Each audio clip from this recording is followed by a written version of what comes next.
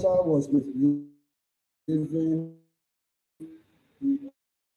also even through the Free Republic of Algeria, even though the Federal Republic of Free Republic of Algeria is independent, it still depends economically on Western banks, and the true globalization, the West still maintain the control of Africa and other former colonial countries.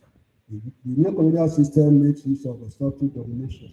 So in the Wizard of the Crown, neocolonialism, just like colonialism and imperialism, comes with beliefs and feelings of Western superiority by both Africans and Westerners. Let's take another text for illustrative instance of socio-political commitment in African writings.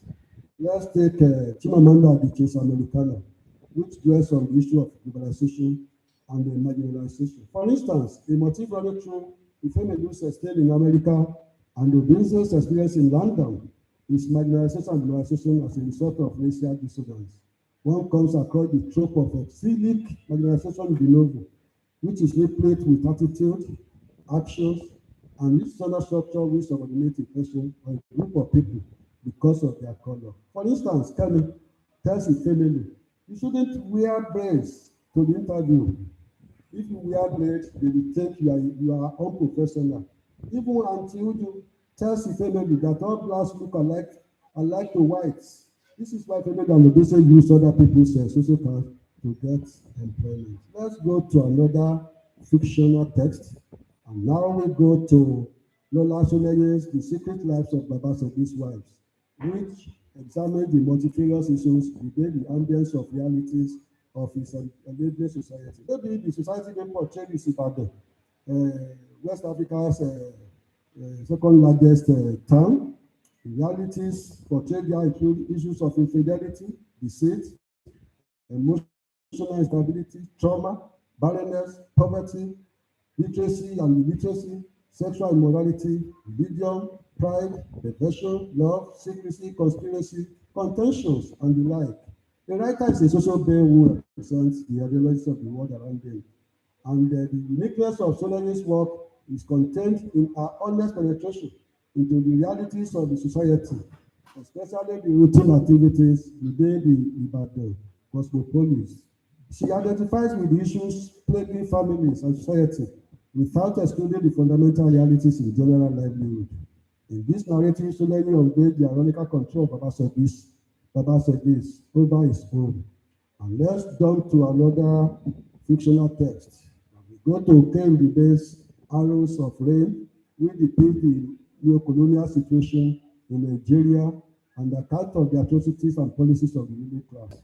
This novel dwells on how independence has brought even worse realities, which include persistent manifestations of massive corruption, abuse of power, infrastructural decay, civil disorder, hostility, terrorism, injustice, rape, human rights abuses, murder, and the like. And then maybe we go to the last fictional text. Lola Akode shooters as cast in Lagos. I don't know whether this is true. Maybe our mama can answer that one later, whether shooters as I'm not a Lagosian. So it excellently captured the social realities that captured the ethos of Lagos, Nigeria. It's a collection of 10 short stories that dwell on the myriad experiences of women, men, and young adults in one of the busiest cities in West Africa, Lagos. Who is sane? Who is sane in Lagos? Um, Take the reader through a typical day on the roads in Lagos. If you have ever been to Lagos and you see how our drivers drive, you may not want to go there again. In a bullet from nowhere, a newlywed bride relocates from the countryside to Lagos to live with her husband, but falls into unintentional prostitution. In Cape Verde, a Boko Haram SKP couple arrives Lagos only to be sucked into the fast pace of Lagos life. In the tiring story, a sweeter-seeking woman discovered that sweeters are scarce in Lagos, in spite of the teeming male population in the city. Similarly, all the other stories build themselves around the geographical fabric of Lagos. The collection interrogates the features of Lagos. The story probes into the demographics, that make up the series of Lagos, including its people, its glamour, its color, and its raw dogged determination to succeed, no matter the odds. The studies exorcise the peculiar vices of Lagos. And then now, it is not only fiction. We also come across a socio-political realism in the post-colonial African drama, which also exhibits discernible ideological commitment, which makes it different from the preceding generation. Modern African drama differently with subjects that are not only contemporary but also border more on social problems. Also, Yinka's commitment is shown in the way he addresses the imbalance in the social, political, and religious machinations in Nigeria. This that all contribute to the satirical stance of his play, Alakpata and Pata.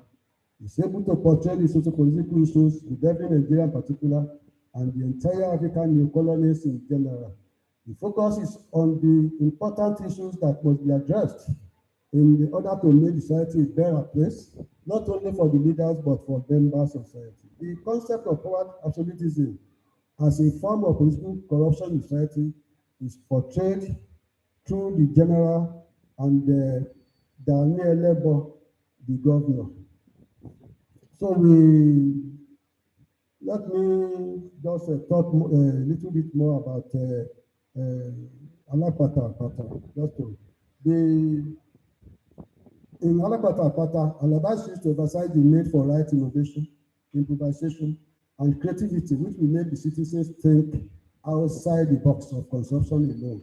This will in turn ensure a solution to the major problem of unemployment in the country. And we go to another dramatic text, recent award-winning of NNNG, Sojiko's Embers. It's a dramatic piece that centers on the bitter life experiences of 3 young Nigerian girls and an elderly woman, Dayat, Atai, Memona, and Talatu. They are caught up in the web of the deadly Boko Haram insurgency in Nigeria and the gruesome sexual abuses by military and camp officials at the makeshift internally displaced people's camp, IDP, in the northeast after escaping from the captors in Sambisa forest. In the play, Cole depicts the orange picture of towns, homes, and schools. And now, let's go to post-colonial African poets. They are generally highly educated and exposed. Some of them are PhD holders, and they study their literary headers. Some of whom taught them, unlike the earlier generations that had no formal education in African literature. Let's illustrate with some of the quotes, a few of the second. That we have Ezenwa Laito, who was one of the Nigerians to publish a poem written in Pidgin English. I want the president. The poem by him focuses on the case of Nigerian after independence. The poem cannot be separated from the African historical experiences. It's a satirical poem dominated by irony. The poet persona longs to become the president of the country, with a view to enjoy the privileges attached to the executive position, not to work for the nation. When we read the poem, it's reasons to enjoy the privileges of being a president, and we also want to be treated as a president. I never see president hungry. I never see president thirsty. President no go worry for road. Police no go stop am for checking. President no go worry for house.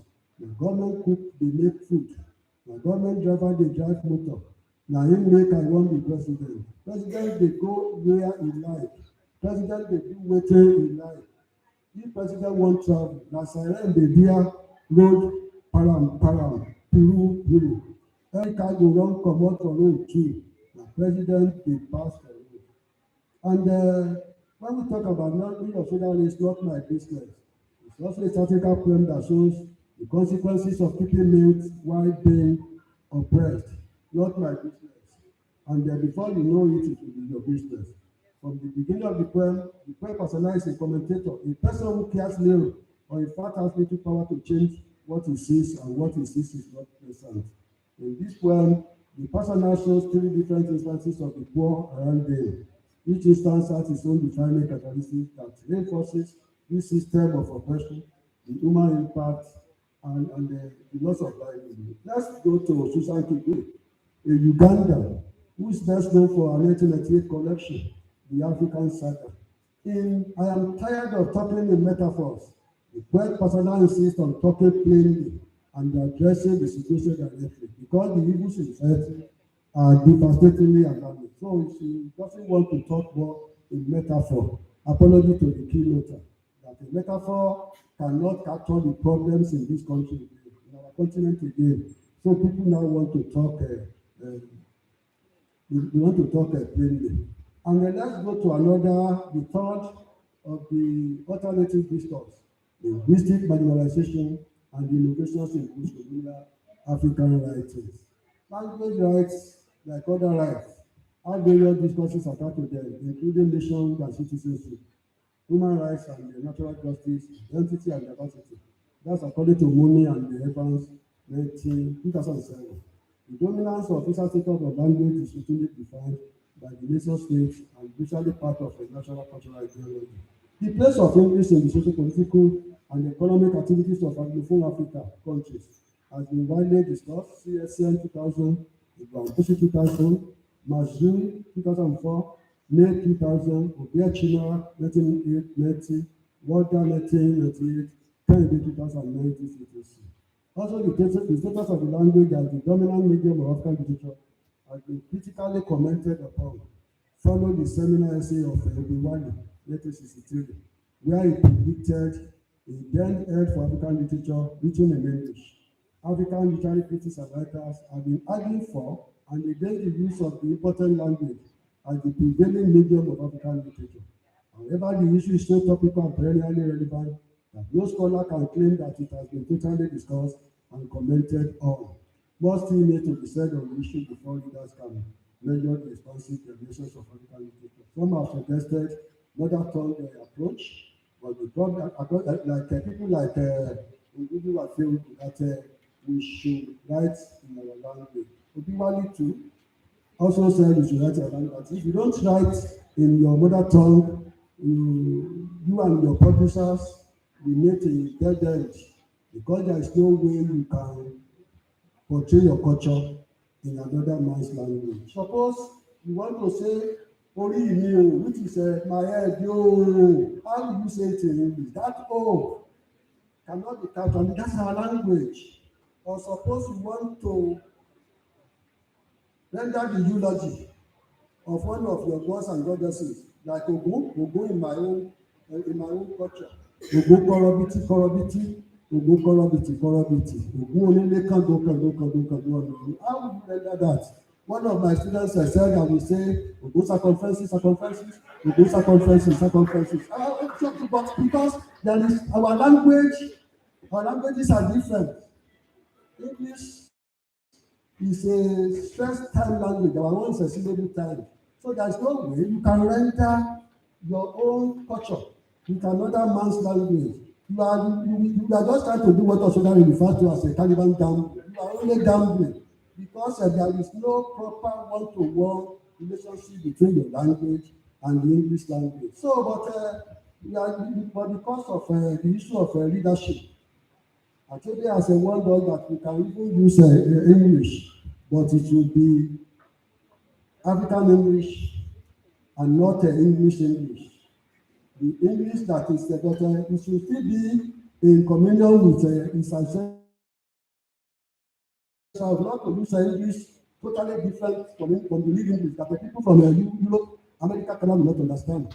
That is why there's a difference between domesticated English and the poor English. When you read Amos Tutuola's work, that is the only English he understood there. It is not domestication. At a point in time, he wanted to say, mo bá ẹsẹ̀ mi sọ̀rọ̀ in Yoruba, that I ran away. When you say mo bá ẹsẹ̀ mi sọ̀rọ̀ in Yoruba, I ran away. And he gave the direct literal translation. I entered into dialogue with my leg.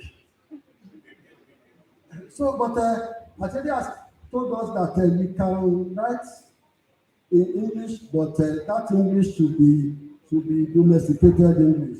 What late Professor, this professor of theatre at UI,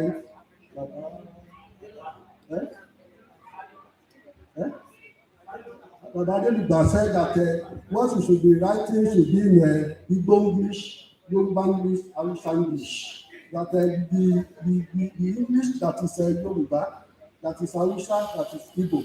So, and in a situation where two or more languages and cultures are in contact, there is bound to be linguistic and cultural interferences in form of greetings.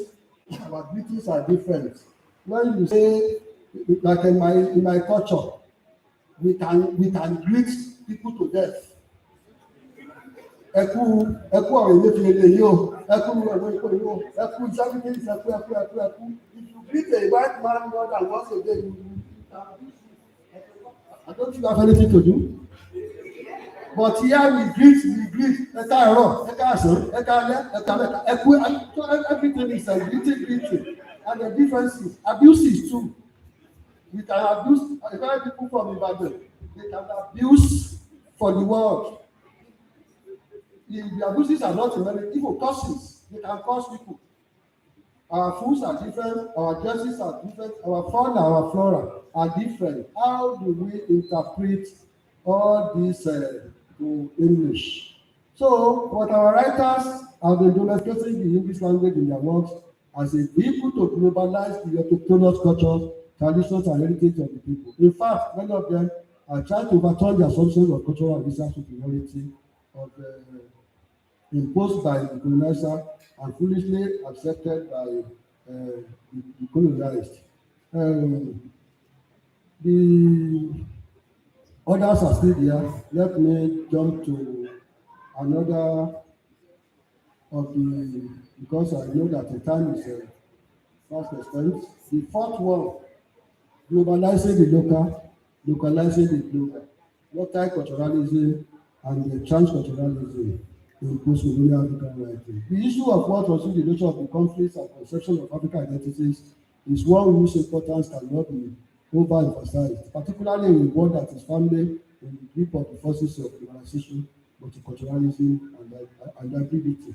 This issue assumes a very urgent dimension in the particular circumstances of Nigeria, which dictate that a concerted effort should be made to harness the resources of the nation to promote harmony and development in the country that is growing under the shackle of tribalism, ethnicity, and religious importance. We have a lot of works that are propagating multiculturalism and transculturalism. When you read Elio Oyeyemi's The Carlos Girl, 2005, and the Makinwadu's Forever Chimes, you come across the instances of multiculturalism that in this globalizing world, you can't but be a multiculturalist. You can't be monocultural. For instance, Ezelu is a fighter, literary kinsman in Gonko in This Fall Apart, who maintains a temper of anti-modernity. He is a conservative traditionalist. Ezelu is also different from Papa Eugene, the tragic hero of Chimamanda Adichie's Papa Episcopal. When you read Things Fall Apart, Gonko is anti-multiculturalism. He wants the purity of his culture. That is one of the hubris. That is one of the flaws that led to his tragic end. The same thing happened to his younger brother, Eugene, in Papua Episcopals. He also is more Catholic than the Pope. That is why he even hates his father, because the father is not a Christian. He hates Antiphoma and many others. So we come across the problem that can emanate if we are not a globalized person and if we are not multicultural. Let me go to the next one. Ecological aesthetics in post-colonial African writing. See one of the paradigms I'm talking about. Nature and literature have always shared a close relationship, as is evidence in the works of poets and other writers and religions in almost all cultures of the world. Literature and environment is one of the newest inclusions to the growing traditional studies that echo environmental concerns in the wake of heightened industrial activities and their concomitant effect on the Earth's life support system. When you read the works of Nadine Gordimer, especially July Staple, D.M. Kusei's Life and Times of Michael K., and the lives of animals, also Elon Abila's Oil on Water, Kanuri Ajade, the activist, Ken Adaris, Yellow Yellow, Ayo Akifes, Fueling the Delta Fire, etc. The center, they identify the dilemma of place and the realities of the statement that confront the link between postcolonialism and the eco-criticism through his focus on the fate of postcolonial peoples in the face of Kẹ̀sánwó has a campaign against industries vetted out on Ogoni, which is a autobiography refers to as the land and its native, forms perhaps the first way for eco-education in the country. I talked about how Yellow Yellow by Agari narrates environmental problem, and also you have writings by Tanori Ojaide, evidence of the delta, when it no longer matters where you live, delta blues and home songs. And also that wrote too, as written, wrote in 1986, wrote The Eye of the Earth, that we should be human beings and not human beings. Human, Human, and according to your issue, you should not be human, Hewman. So it's our to plow, not to plunder. You should be this. And when you read the Democracy Reformation too, you come across ecological issues. Now, having said all this, what is the tone of African post-colonial works? You have the tone of you have the Jeremiah tone. It's like the lamentation of Jeremiah in the Bible. Lacrimal tone and Afro pessimism. That to the extent that we believe that nothing good can come out of this world again. Our writers are performing Africa. They are narrating Africa. They are versifying Africa. And to perform Africa is to integrate their writings with images, symbols, and allusions that evoke. To borrow a phrase from Aristotle, pity and fear, but not in a bad tone, lacrimal tone, and tone that are very, very gruesome and Jeremiah too. In conclusion, most post-colonial African writers have written to expose and explore the charm and fraudulence of the democratic setup in their continent and to represent the faces of marginalized men and women undergoing untold missions within and without their own community. Their works prioritize the imaginative chronicling of the pathetic doom of marginalized Africa and Africans who are doubly wronged by being marginalized even by those who are also regarded as being marginalized in the era of globalization. In quick essence, the new millennium African writers are producing artistic works that show that Africa had its own history, its own culture, its own civilization. They apply pathos and the emotive power of their works to instigate the oppressors in society and initiate a political and economic development of the society in the interest of the oppressed. Therefore, in conclusion, in the final conclusion, in this way, we will be able to work collaboratively and strategize to create a world where many visions can coexist. Our marginalization in this area of organization calls for reflection. It is a negative experience that offers us an excellent vantage. Where do we stand in relation to this? What is our position culturally, socially, politically, and economically in the face of the world? So thank you very much for the rapt attention.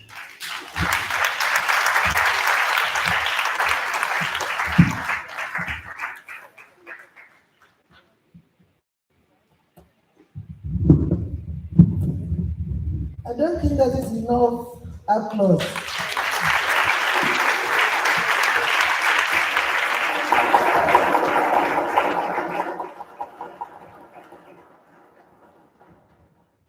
There's always something like a standing ovation when such a speech is delivered. So could you give the lead speaker a standing ovation?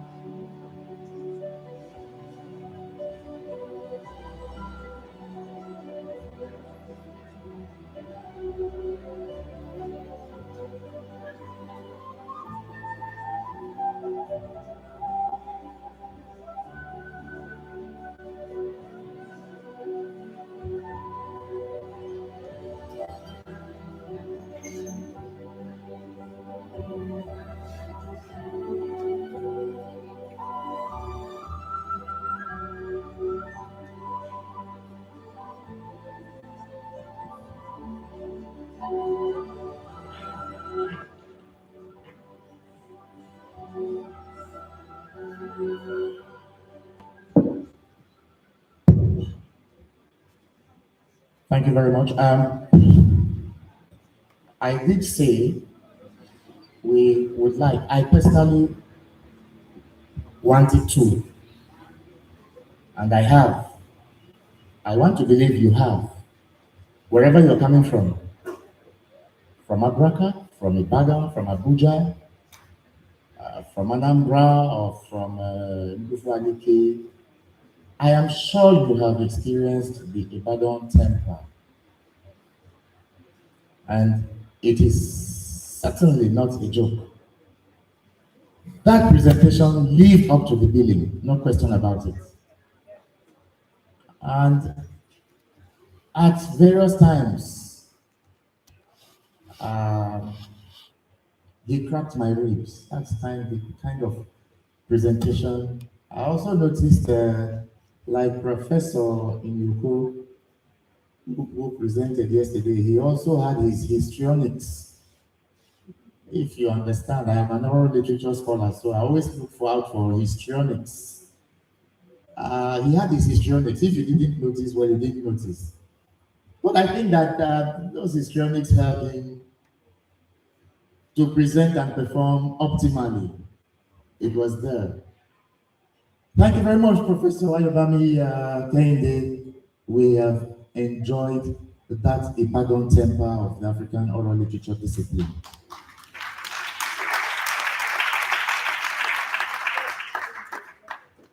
We will make announcements right away, but we won't make those announcements until the head of the Department of English has said something, because after the announcement, we will break into panels.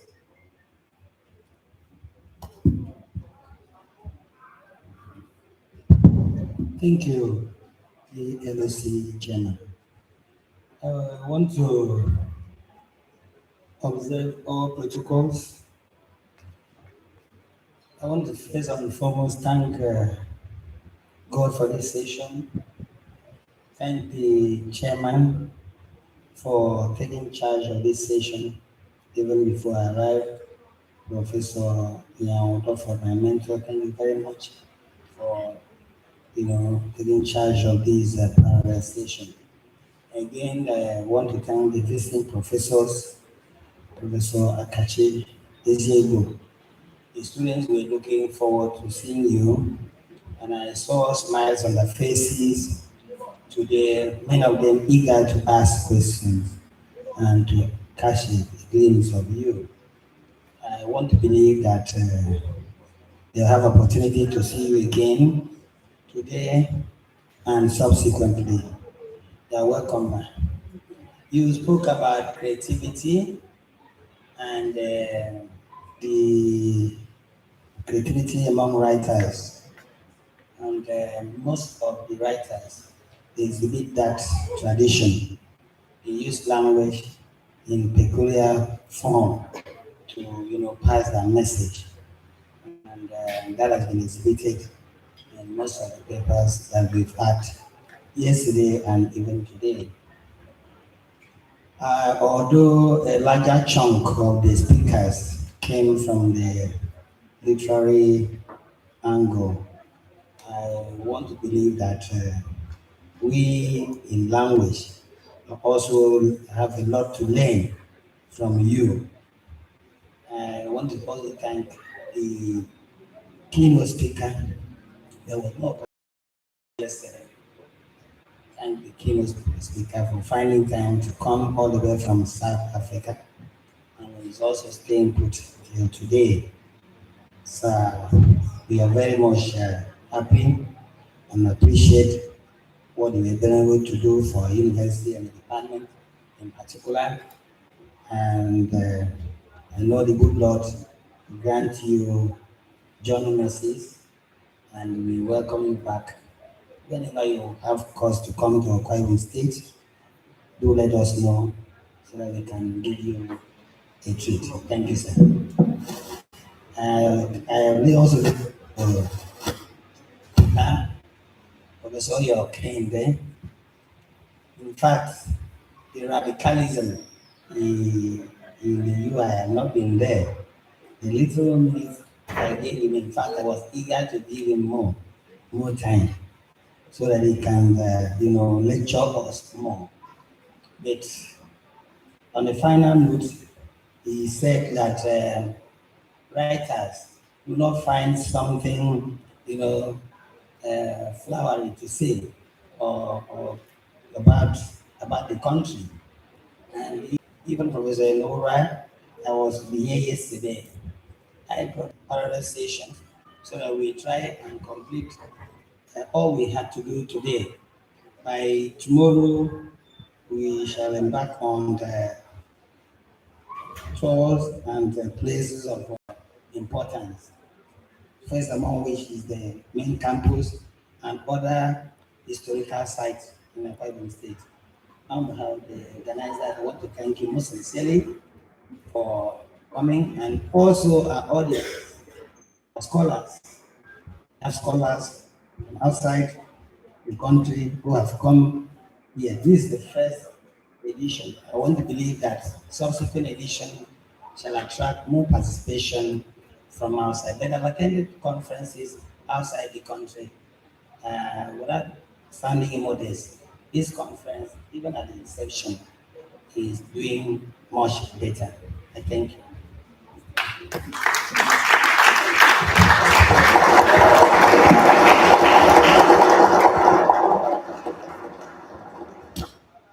One moment, Chairman of the LOC. I want a photograph to be taken of me with the Professor Kachi Ezigbo.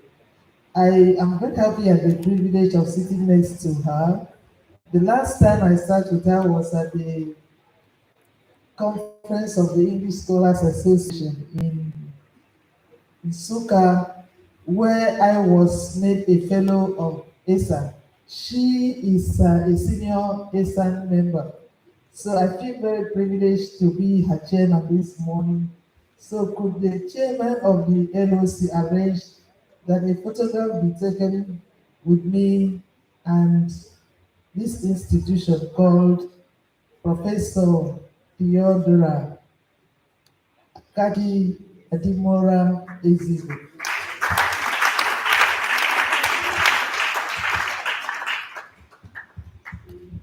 Thank you very much, Professor Ian Enudofo. That photograph will be taken when we to have a shot with Professor Akachizigo. I urge you, take advantage if you wish. Now, we'll make a few announcements. That photograph will be taken out there, Prof. A few announcements so that we can proceed because the time is time is running out. We will see what to do about this conference at the next. Okay, thank you. We'll see what to do about this conference at the next edition. That session with Akachi Ezebo was fantastic. And Dr. Doite wished we would